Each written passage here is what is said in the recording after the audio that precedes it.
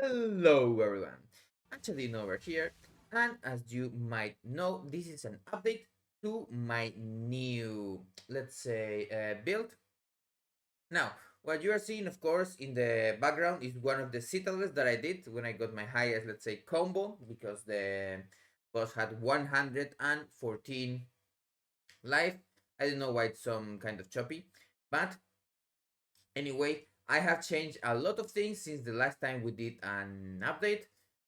I did do some like kind of in between videos informing people which of the new mechanics I am using on it, and it basically gives a lot of damage because we get 10% base crit wither and also 150% damage as fire.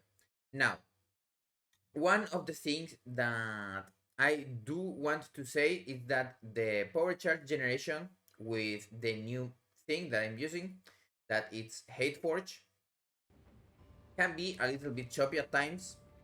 And the new chest that I'm using, it's likely that I will change for one with the spirit and I will go with another setup because sometimes you don't really generate enough power charges and can feel that while you are doing your normal combos, it only goes to like 3 or 4 or 5 while you are only freezing the bell. Because right now, the only way that I have to get power charges is when I pop my rage. But these are 3 random charges, so it can also go to endurance and frenzy. Of course, as you might already know, we are using resonance again. So the frenzy charges that I get from combat frenzy are going into power charges, and ideally on bosses I'm also using the hand of chayula with a sniper's mark, but I sometimes forget. I've actually been forgetting a lot of the time, and as you might expect, this makes our damage profile a little bit weak. Now, as for any other thing that I have changed, I'm still using the same weapon, helmet, neck, the same 2 unset rings from the last videos. The last update that I didn't have the onset rings, but this one have. Use one belt with a charm slot and some resistances, and my power threats.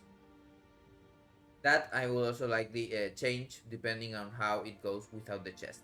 Now, this chest, I thought it was going to give me more defense that it did. It was nothing crazy, but it was still 10 divines. But now I have 82% evasion when I'm proccing my endurance charge from charge infusion. I'm getting random charges, and one of those is endurance charge. I get 16% more defenses. That's also why on the clips and other things that I'm going to show you, I have 2600 energy shield instead of 1900. That's the reason. Other things that have changed is, of course, now we have the leech points, and we leech from this ring. And remember, this is physical damage leech, so really the only thing that I leech is my bell until I apply 2 ailments. When it's shocked and frozen, it has no physical damage, so it stops leeching. But my flicker strike actually leeches, and it can be used as long as I don't get one tapped to tank some things. Like, for example, let me show you another clip of this one. This is not a super tanky one that I did, but as you can see also here I'm using green fist to get some, and we do get some hits taken, and then we go just freeze it to the super combo, and it's dead. As you can see, I instantly recovered my energy shield, and I also have an olroth fight that I will just leave in the background while I talk a little bit.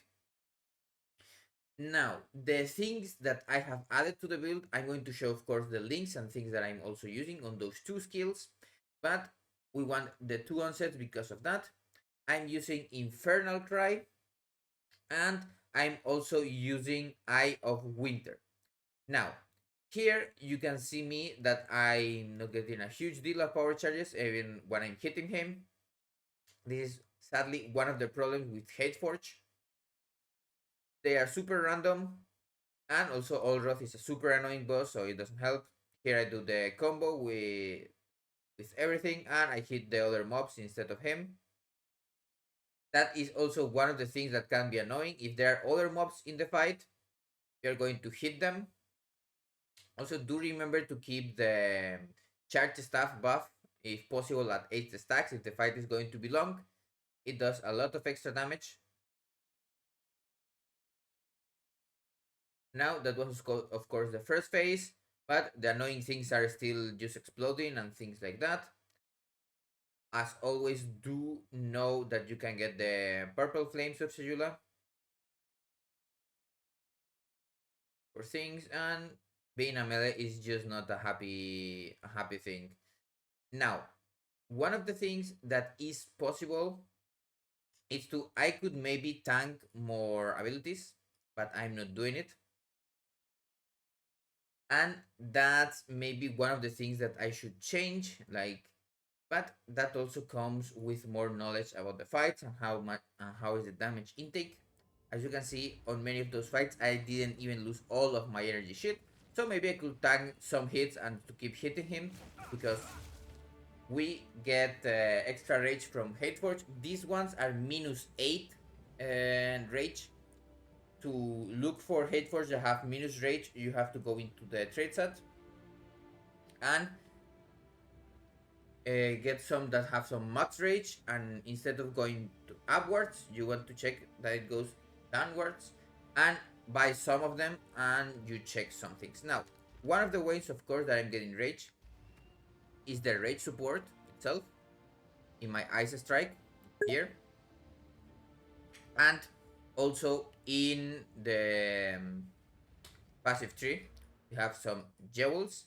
Here I have +1 rage on hit, +1 rage on hit, +1 rage on hit, +1 rage on hit, and this is one of the special techs that I will likely move for an Against the Darkness, but this place is chock full of things that we can get extra rage on hit. So you can get a time loss ruby. There is no need for it to be large or medium. The best one, of course, would be one with 30% increased um, power of the little ones, but this is the one that I managed to craft, let's say. I was doing some random chaosing orbs, and then I got into this one randomly instead of wasting some time looking for it. And what it does, if you have played Path of Exile 1, it's like the old Kaom or the Marquez ones that just put some extra things on your little passives if they are there, and also on the big ones. You can see here I get some extra stun build up, some minions have area effect, you don't care about that one, and then some extra rage on melee hit. So I have 1, 2, 3, 4 extra rage on this, making my ice strike get 11 rage on hit, and any other hit it's going to give me 3 less, so it will be in this case 8. What does it mean? If we hit with Tempest Bell, sometimes the Wind Dancer thing procs or something like that, you will get 8 instead of 11, but that doesn't change much. Now let's go for the skills themselves. I have Infernal Cry. Infernal Cry, I have a low level one. I explained in another video how to get a low level one. I think the level 7 that I'm using, it's in Act 2, in Keth. You just kill some mobs until you get a skill gem. Remember to put quality on it, the quality is very strong. It's 50% of extra damage as fire. And you want to, of course, go into melee and take this cry. Of course, if you are randomly clearing mobs, it's not going to have the same power as it has usually. As you might already know, it also uses endurance charge for extra hits, but we don't care about these ones. It empowers the whole duration of Recurrent Strike, that is why it's super strong, same as Mantra of Destruction. And the power is The little mobs have a little less of a power curve, and then if they are normal, they get 1, magic 2, rare 5. Even with only being rare, it's already a very strong power because you get at least 35%.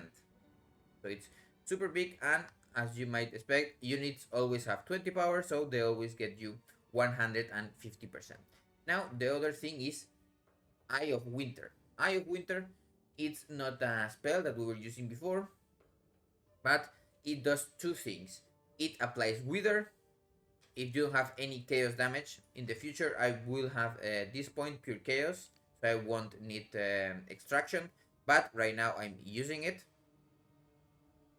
And we have Withering Touch, increasing the damage the mobs take from chaos, and it's up to 50%. When we get these points, it's going to be a little bit stronger. And I also have Unleash, so when I use it, I get 2 of them instead of only 1.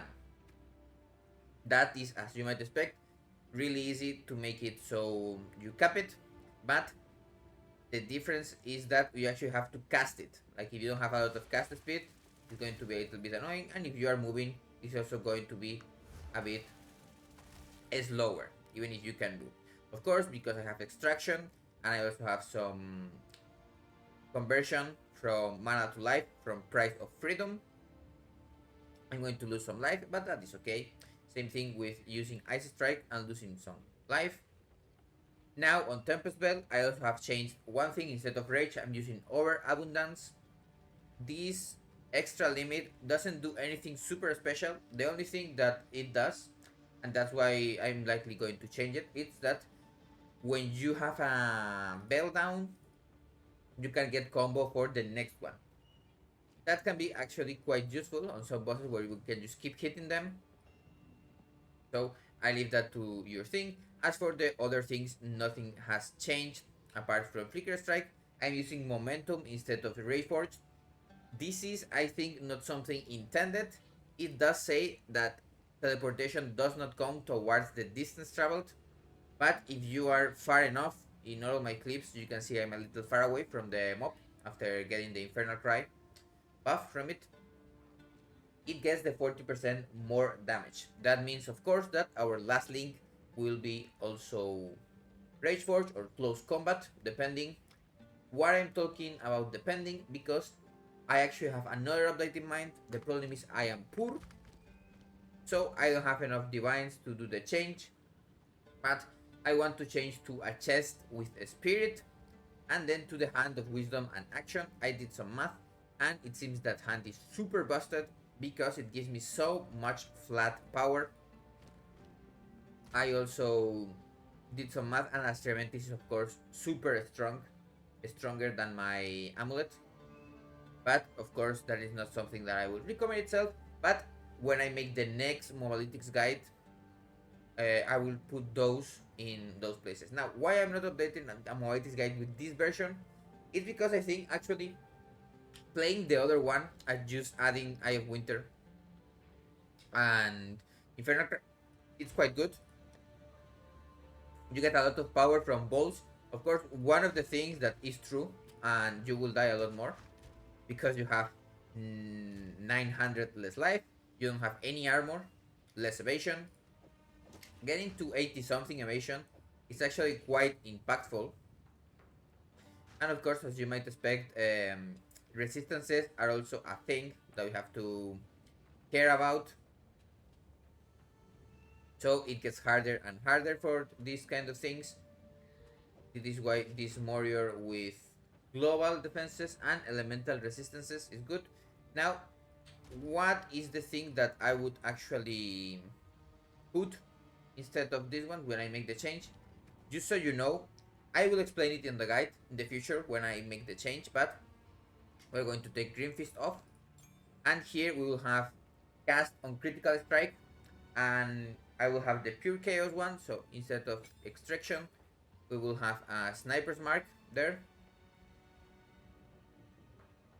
and it will be a sniper's mark unleash, no, not unleash, sorry, sniper's mark Eye of Winter, Withering Touch, and then depending on something or whatever, the last links, could be other things. Maybe because you can have a mark and something else, we can put temporal chains or we can put despair. It depends. And then I will also likely take off charge infusion, because if I take my hate forge off, I'm not going to get any frenzies or endurance charges, so I would only have more critical hit chance, but it's not worth it. And we also need 90 spirit to actually work on that one.